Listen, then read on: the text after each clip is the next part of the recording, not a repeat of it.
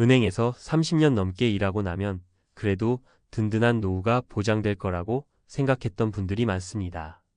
퇴직금 1억 원. 언뜻 보면 큰 돈처럼 느껴지지만 막상 손에 쥐고 보면 그 돈이 얼마나 금방 사라지는지 실감하게 되죠. 특히나 정해진 연금이 미미하고 자녀 교육이나 주거 비용이 여전히 부담인 상황이라면 1억은 단지 한숨 돌릴 수 있는 돈일 뿐 노후를 책임질 돈이 아닙니다. 이런 상황에서 한 62세 은행원이 퇴직 후 결국 편의점 야간 알바를 시작하게 된 이야기는 단지 개인의 실패담이 아닙니다.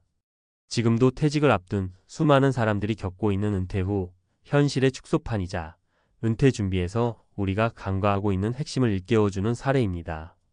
이제부터 그 사례와 함께 우리가 놓치기 쉬운 은퇴 후 삶의 리스크를 구체적으로 풀어보겠습니다. 본론 퇴직금 1억, 그 돈으론 버틸 수 없었던 이유. 1. 퇴직금은 끝이 아니라 시작이었다. 김종수 가명 62세 사례. 김종수 씨는 62세까지 은행에서 근무했습니다. 직급은 부지점장. 연봉도 높았고 책임도 무거웠죠. 퇴직하면서 1억 원 정도의 퇴직금을 수령했고 그동안 틈틈이 모은 자산으로는 주택 하나와 소형 차량 정도가 전부였습니다. 1억이면 34년은 쓸 수 있겠지라며 은퇴 후 여행도 조금 다니고 쉬엄쉬엄 지내자고 생각했답니다. 그런데 막상 생활비를 계산해보니 매달 고정 지출이 18만 200만 원을 훌쩍 넘었습니다. 국민연금은 매달 65만 원, 자녀에게 용돈, 도와주는 비용 매달 30만 원, 차량 유지비, 건강보험료, 관리비 등 잡비 포함해서 추가로 100만 원. 아무리 아껴도 월 200만 원 이상이 들어가니 1억 원이면 4년을 버티기도 빠듯했습니다. 그리고 무엇보다 재미가 없었습니다. 출근할 곳이 없고 사람을 만날 일도 없다 보니 무기력해졌죠. 결국 그는 야간 편의점 알바를 시작했습니다. 낮에는 가볍게 운동하고 책을 보고 밤 10시부터 새벽 6시까지 편의점에서 일했습니다. 한 달에 120만 원가량을 벌면서 정신도 차리고 돈도 생기고 건강도 챙긴다며 만족하는 중입니다. 하지만 그는 이렇게 말합니다. 처음부터 이렇게 될 줄 알았더라면 50대 중반부터 뭔가 준비라도 했을 텐데. 이 체면보다 현실. 이명자 가명 63세 여성 사례. 이명자 씨는 30년 가까이 은행 본점에서 관리직으로 근무했고 61세에 퇴직했습니다. 퇴직금으로 받은 금액은 약 1억 2천만 원. 남편은 이미 은퇴했고 자녀 둘 중 하나는 취직했고 하나는 대학원 재학 중입니다. 퇴직 후 6개월 정도는 이제 좀 쉬어보자는 마음으로 지냈습니다. 그러나 문제는 일상이 너무 길다는 거였죠. 하루에 아무것도 안 하고 소파에 앉아있는 시간이 늘어나면서 우울감과 무기력이 함께 찾아왔고 퇴직금을 사용하게 되는 속도는 점점 빨라졌습니다. 처음엔 한 달에 150만 원이면 살 수 있을 거라고 했는데 예상외로 외식, 병원, 비자녀 용돈 등이 계속 추가되면서 월 지출이 250만 원에 육박했습니다. 그러다 결국 선택한 건 도서관 사서 아르바이트였습니다. 주 3회 하루 5시간 근무로 월 80만 원 정도 수입이 생겼고 가장 중요한 건 출근할 곳이 생기니 하루가 가벼워졌다는 겁니다. 돈 때문에 일하는 것도 있지만 정말 중요한 건 일할 곳이 있다는 거예요. 일이 사람을 살립니다. 3. 퇴직금으로 창업. 생각보다 위험했어요. 박세훈 가명 60세 사례. 박세훈 씨는 은행 지점장으로 은퇴하고 퇴직금 1억을 들고 작은 카페 창업에 도전했습니다. 평소 커피에 관심도 많고 소일거리 삼아 운영하면 괜찮겠다 싶었죠. 하지만 그는 카페는 소일거리가 아니라 전쟁터라는 걸 은퇴 3개월 만에 깨달았습니다.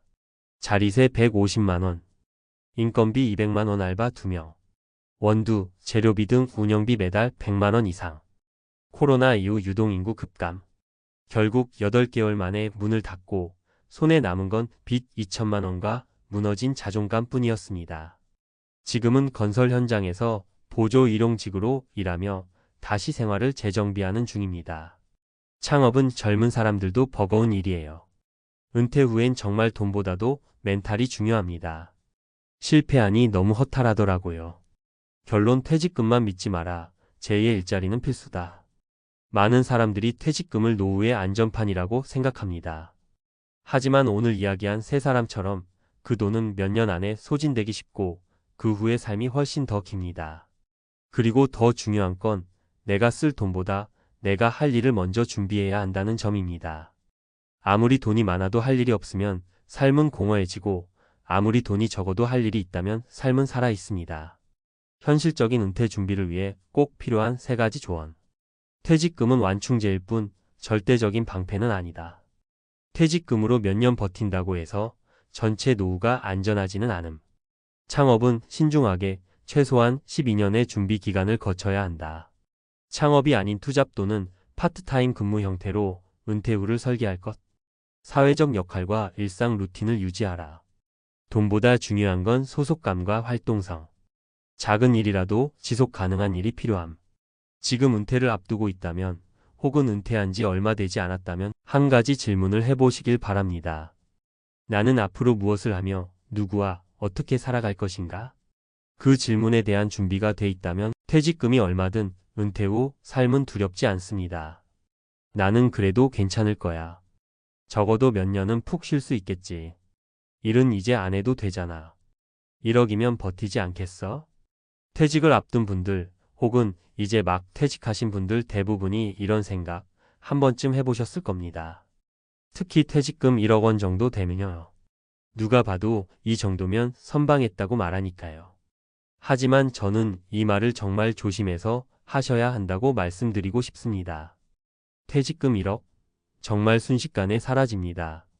왜 그럴까요? 자, 같이 하나씩 짚어보죠. 퇴직금 1억 원, 현실 속에선 이렇게 무너집니다. 우리가 퇴직을 하게 되면 수입이 뚝 끊기고 지출은 오히려 늘어납니다. 퇴직 후에도 줄어들지 않는 고정비가 생각보다 많거든요. 기본 생활비 두 부부 기준으로 월 180만 220만 원. 건강관리비 나이 들수록 병원비는 늘어나요. 자녀 관련 비용 아직도 취업 전이거나 결혼 안 한 자녀에게 생활비, 혼수, 전세금 등. 기타 지출 명절비, 경조사비, 갑작스러운 차량 고장, 집 수리 등. 그러니까 퇴직금 1억 원이면요. 정말 잘 살아도 45년이면 끝이에요. 그런데 은퇴 후 평균 수명이요. 지금 60세인 분들이 90세까지 산다고 가정하면 앞으로 30년입니다. 1억으로 30년? 불가능한 거죠. 문제는 돈이 아니라 일입니다. 여기서 꼭 강조드리고 싶은 게 있어요. 은퇴 후 삶에서 가장 위험한 건 돈보다도 할 일이 없다는 것입니다. 앞서 사례로 말씀드린 분들 중 대부분이 이렇게 말합니다. 돈은 어떻게든 버티겠는데 할 일이 없어서 미칠 것 같았다. 출근을 안 하게 되면요. 처음에는 와 자유다. 하죠. 그런데 이게요. 딱 3개월 갑니다. 그 다음부터는 하루하루가 똑같고 아무도 나를 필요로 하지 않고 시간만 끌고 있다는 느낌이 들기 시작해요. 무력감, 우울감, 그리고 자존감의 붕괴. 그게 퇴직자 우울증의 핵심이죠. 그래서 꼭 어떤 형태로든 일을 유지하셔야 해요. 그게 파트타임이든 아르바이트든 재능기부든 취미를 통한 수익이든 상관없어요. 출근할 이유, 사람을 만날 명분, 책임감이 있는 무언가가 있어야 합니다. 창업? 쉬워 보이죠? 하지만 실패 확률 70%입니다. 특히 많은 분들이 퇴직금으로 조그만 가게 하나 해볼까? 하세요. 근데 그건 정말 조심하셔야 해요. 1억으로 할 수 있는 창업은 대부분 소규모 자영업입니다. 카페, 분식집, 편의점, 작은 셀프 빨래방, 반찬가게 뭐 이런 거요. 그런데 자영업 현실 아시죠? 한국 자영업 폐업률은 70% 이상입니다. 게다가 초고령 자영업자의 경우 체력, 트렌드 이해도, 고객 응대 스킬 등에서 밀려요. 퇴직 직후엔 나도 잘할 수 있지 싶지만 막상 해보면요. 하루에 12시간 일해도 수익이 마이너스인 경우가 많아요. 그래서 저는 창업은 무조건 12년간 준비 기간을 두고 시장 조사와 시뮬레이션을 거친 다음에 시도하라고 말씀드려요. 막 퇴직한 상태에서 돈 좀 들고 있으니 한번 해보자는 식의 창업은 90% 실패합니다. 은퇴 후 삶을 위한 3단계 생존 전략. 자, 그렇다면 어떻게 준비해야 할까요? 현실적인 3단계 전략을 알려드릴게요. 1단계 지출 점검 줄일 수 있는 만큼 줄여라. 월 지출이 얼마인지 어디에 쓰이는지 꼼꼼히 기록하세요. 외식, 차량, 구독료, 보험료 등 자동으로 빠져나가는 지출을 정리해야 합니다. 지출을 줄이는 건 돈 버는 것보다 빠릅니다. 2단계 소득 구조 재정비 작더라도 꾸준한 수익원 확보. 아르바이트든 온라인 재능 판매든 소액 임대든 뭐든 좋습니다. 매달 들어오는 20만원, 50만원이 삶을 바꿉니다. 소득이 생기면 사람은 활기를 되찾고 심리적으로도 안정됩니다. 3단계 사회 연결 유지 혼자 있지 마세요. 동호회, 일자리, 지역 커뮤니티, 봉사활동 등 적극적으로 밖으로 나오세요. 일주일에 23번이라도 누군가를 만나는 게 정신 건강의 핵심입니다. 은퇴 후 가장 위험한 적은 고립입니다. 정리하며 은퇴 끝이 아니라 두 번째 인생의 시작. 우리는 60세에 은퇴해도 앞으로 30년을 더 살아야 합니다. 그 시간을 단순히 버티는 게 아니라 살아내야 하죠. 그러려면 단순한 퇴직금으로는 부족합니다. 소득 구조와 역할을 다시 설계해야 합니다. 그게 비로소 은퇴 준비입니다. 내가 퇴직하고도 할 수 있는 일이 있을까? 지금부터라도 준비할 수 있는 게 뭐가 있을까? 나를 필요로 하는 곳은 어디일까? 이 질문을 지금 던져 보시길 바랍니다. 답을 찾는데 시간이 걸릴 수 있지만 분명히 말할 수 있는 건 이겁니다. 준비하는 사람은 절대 무너지지 않습니다. 아무리 늦어도 지금 시작하면 됩니다. 혹시 지금 이 글을 읽으시는 분이 퇴직을 앞두고 있다면 혹은 퇴직하고 갈 길이 막막한 분이라면 이 한 문장만 기억하세요. 퇴직금은 인생의 마침표가 아니라 다음 챕터를 여는 자본금입니다. 이제부터 시작입니다. 용기 잃지 마시고 하나씩 준비해 나가세요.